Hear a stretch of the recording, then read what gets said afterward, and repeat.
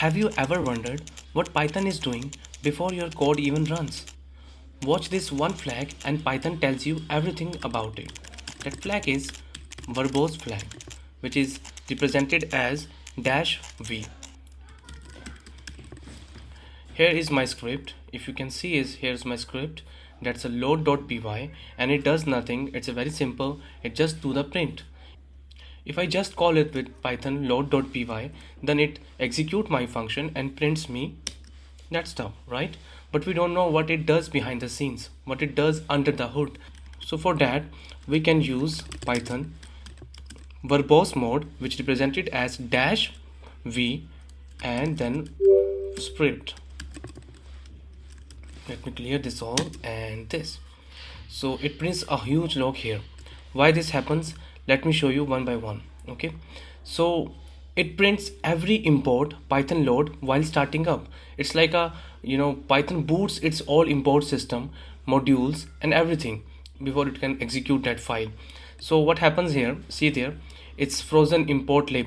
It first of all import this frozen importlib, and what it does, it's basically it's import engine for the Python, and after that it starts in loading a different modules like IO, like thread, like codecs, like the encodings, and it also prints the directory it's taking it from.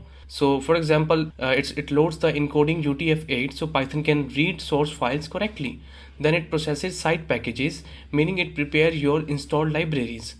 These are the user global sites packages and user side packages, and it's doing with the help of doing the dir.pth file. Then after all of these imports, it goes for execute my code. Here is my code. Hello, CodeWithMDNS. But it doesn't stop there. After your code finishes, at the end, Python prints cleanup logs too.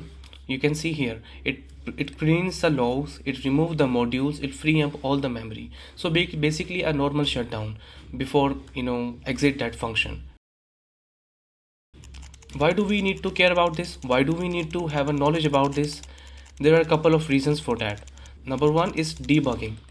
If an import fails somehow, you can see why that import fails, where Python looked for it by using this verbose mode. And number two, we can use it as a performance checker.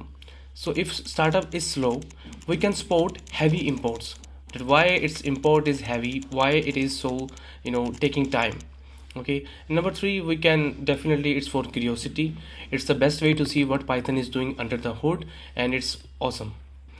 And some of the if you want even more details of it, we can do something like this, double V. Instead of a single V, we can do double V like this, and we get more details about that. You can see here more details about this whole files and everything up here. We can save it in a different file, say as a log file, and that can help us a lot. So let me show you how we can save it. We can save it like this in a log files, and if I do verbose.log, it's all saved here. Because it's a simple print, so it's a small. If it's a big project, then it will be a very big one. So that's it for today, and if you want more videos like this, more detailed video like this, then follow my channel.